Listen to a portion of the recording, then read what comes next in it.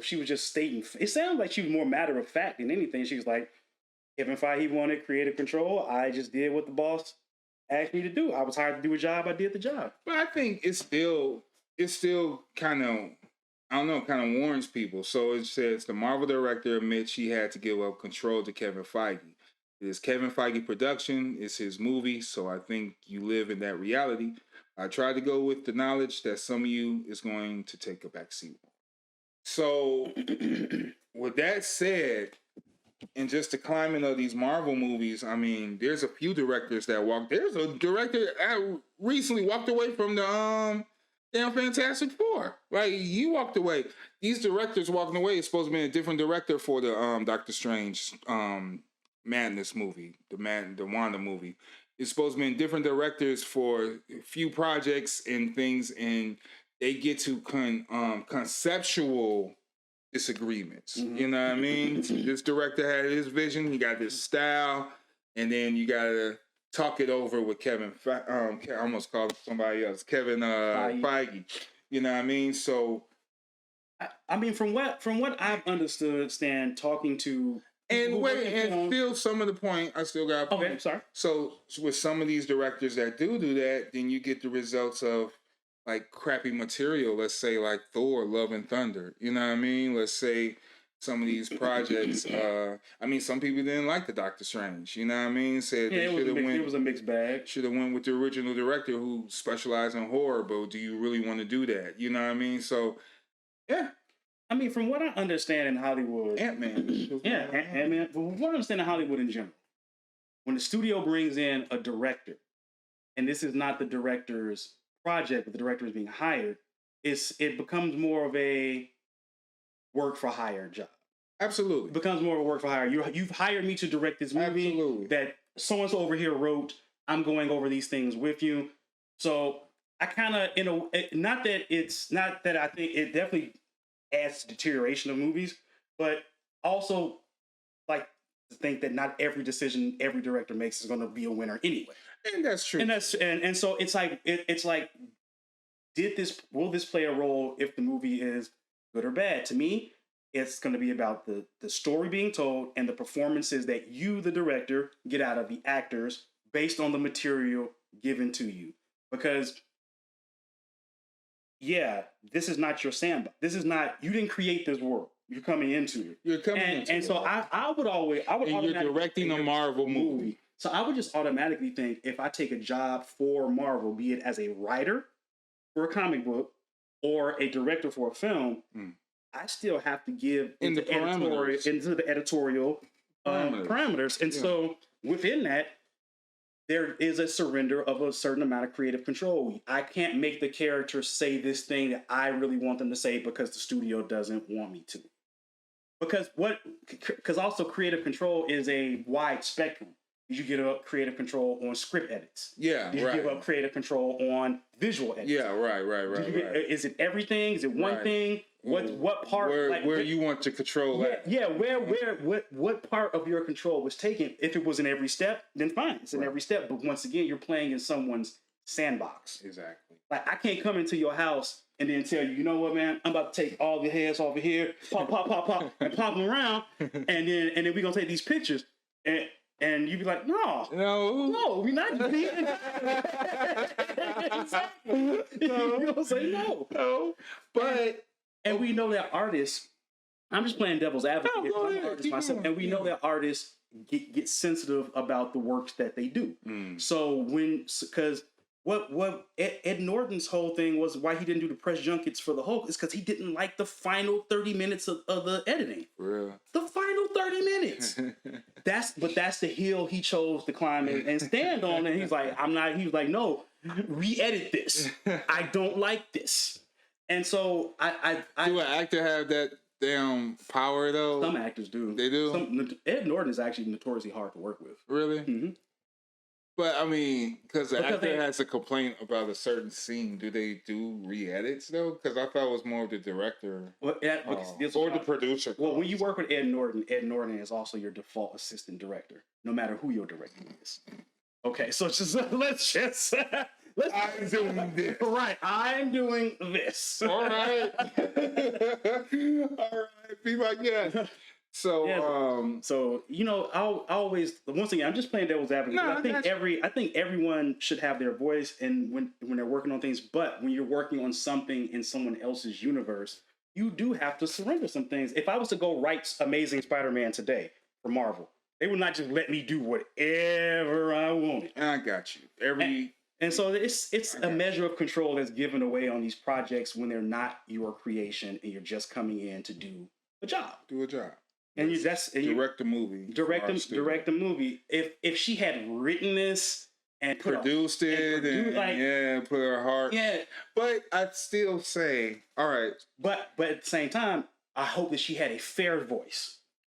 That's where I hope she had a because where does it's like you said, you can't really put X on creative control because it could be at certain many different levels. Mm-hmm. So you're negotiating with a business and with a studio, then how much are we what's the compromise here? Exactly. Where are we going to meet at in the middle of this, And like I said, directors has walked away because of creative differences. And they have every right to. And they have every right to. Because if it's a project that you feel you're not going to be able to give your all to or do your best to because you're so hung up on these other factors, you should walk away.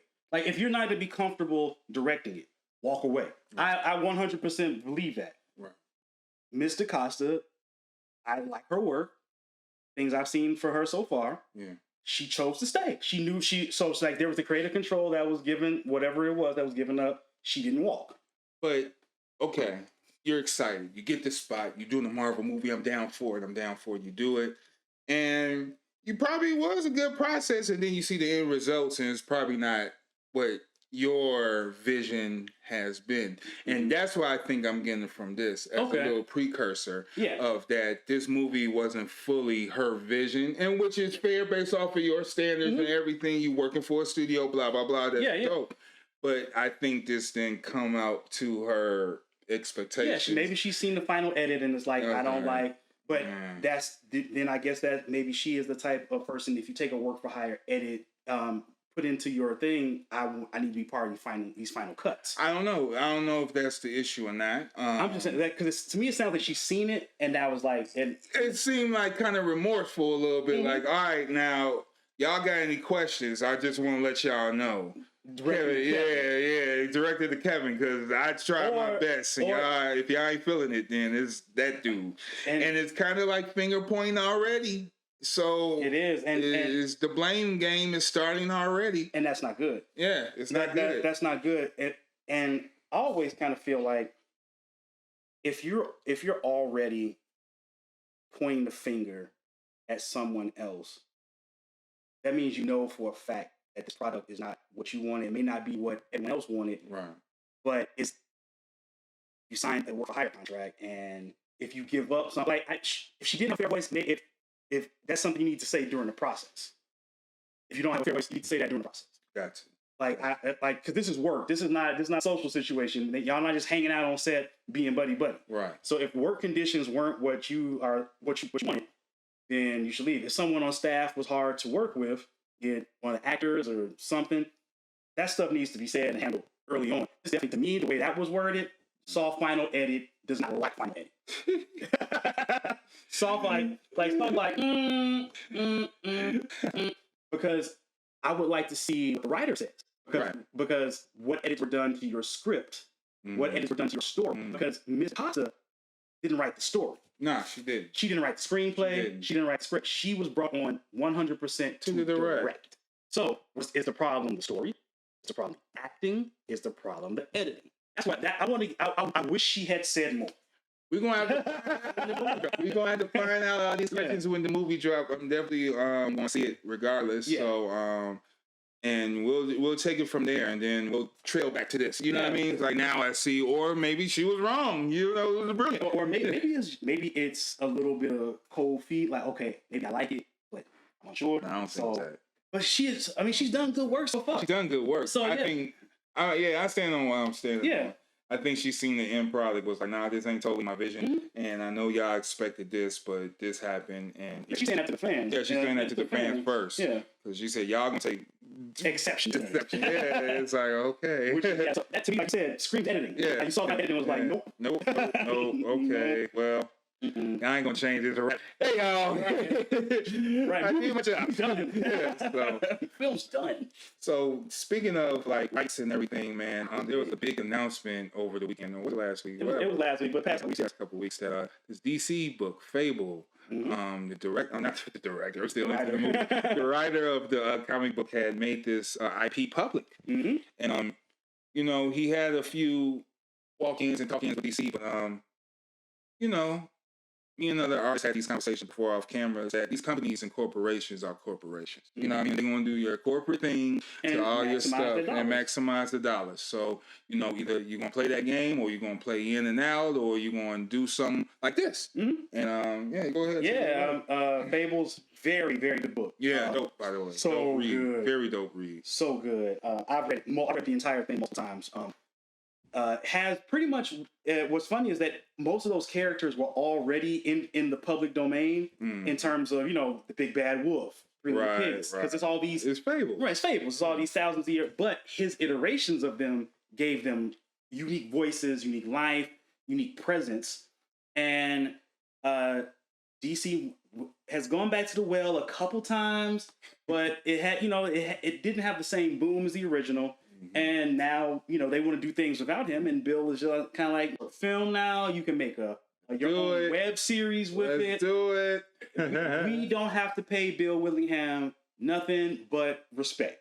That's dope, man. And I would, if I do something with this, I would definitely make sure based on Fables by Bill Willingham. I'm gonna give him his due. I'm gonna give him his full credit. I'm gonna give him his full credit, son. I would give him his due. That's dope. I gotta tell you, I'm a Bill Willingham, and that's, I mean, some people say, yeah, he stuck it to the company, and you know, it is what it is. He's actually finished, and he begged him to come back to reopen it. That's dope. Because it was really well loved. That show, Once Upon a Time, it was supposed to be Fables. Oh, really? It was the writer someone who did a script treatment for a Fables show. It never got picked up, and they rewrote it. It became Once Upon a Time.